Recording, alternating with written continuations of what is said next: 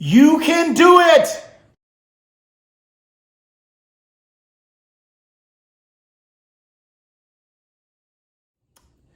Hi, my name is Ali Shuaga, and welcome to 10 Points to Ponder, where we like to talk about all the things that get you canceled: race, politics, Jesus, and manhood.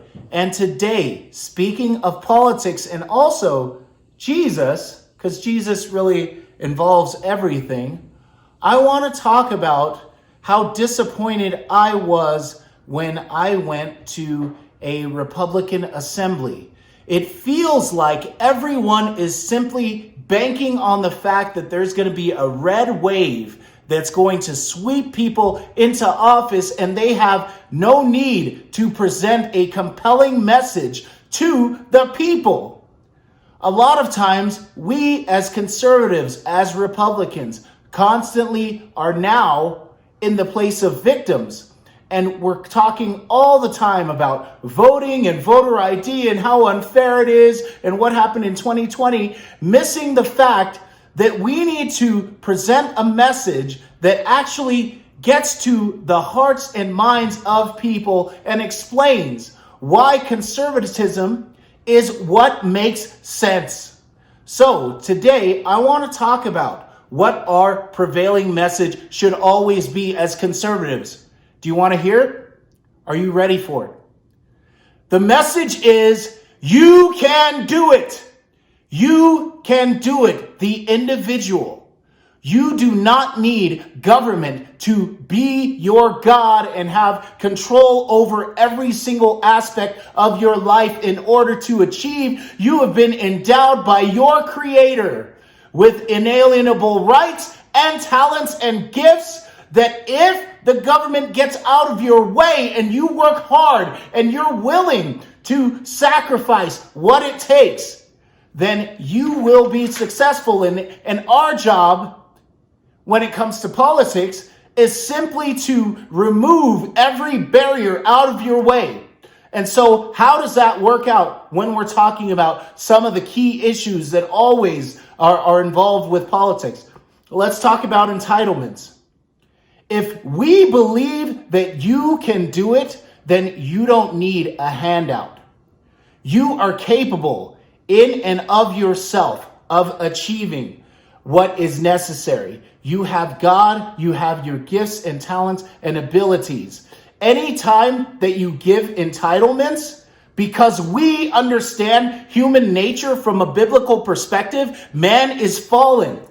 If you give people free stuff for doing nothing, then they're going to do more of nothing.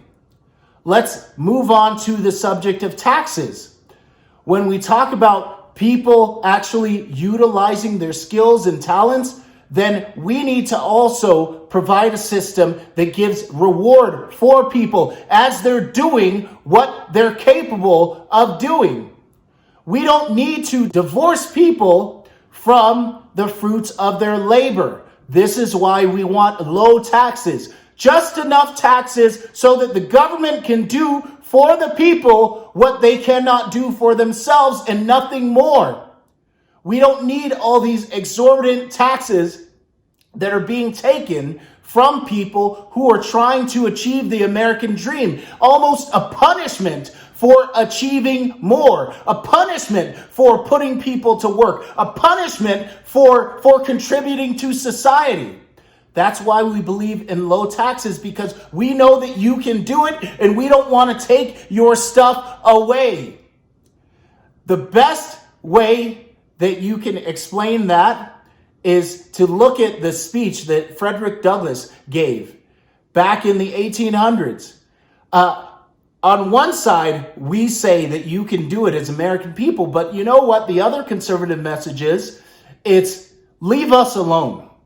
Leave us alone. Leave people alone to stand or fall based upon their own merits. And if they do not stand, then let them fall. Don't artificially, Frederick Douglass talked about, don't artificially just start tying apples to the tree. If the apples will fall, and if they're not ripened, then let them fall. If they're not bearing fruit, then let them not bear fruit, because that is how you learn. This is how you grow, by failing and seeing, okay, this way is counterproductive, this way is productive. Which leads me to my third point, which is we need to communicate this when it comes to critical race theory, because critical race theory makes an excuse for you not being successful. It creates a binary society. It says that if you don't succeed, the only reason that you didn't is because of your skin color. There's nothing more damaging, nothing that removes your agency nothing more infantilizing than being told that the reason for you being unable to be successful is something that you cannot change. We don't believe that. We believe that every single person, no matter who they are, because we're here in America, is capable of doing anything that they put their mind to and God allows them to do. We don't fall into those lies. So you've got liberals and leftists telling you all the time, you're oppressed. You're intersectionally oppressed because you're not white, you're not a male. This oppression that's being put upon people and not allowing them to finally realize that, guess what? We're Americans. We're Americans. There's a big reason why we have every single year people flocking to our borders, trying to get into America, because they know that here in America, your upward mobility is not going to be based upon your race, your tribal affiliation, who your family is. I can speak from personal experience. My parents came to this country because this is a country in which whatever tribe you're from doesn't determine whether or not you're able to get the job. Just because people are from a country that's all the same color doesn't mean that partiality does not exist. At least here in America, if you face anything that smacks of partiality, you move on, because you know that if you have a good idea, if you're good enough at what you do, you're going to have success. That's just the way that this system works, and that's the way we want to keep it, which is why our message continually needs to be that you can do it. It's like when Obama was president, right? His slogan at the time was "Yes, we can," but you can see that the policies actually were "Yes, we can't," because every time that you mention any sort of disparity, the answer is going to be, yes, we can't. We can't because we don't have enough education. We can't because we didn't grow up with the right skin color. We can't because of this and because of that. And they want you to continually be a slave to the government, saying, yes, we can't. We can't. Here, give me another handout. I can't do it. I can't do it. You help me out. That's not the conservative message. Our message is one of hope.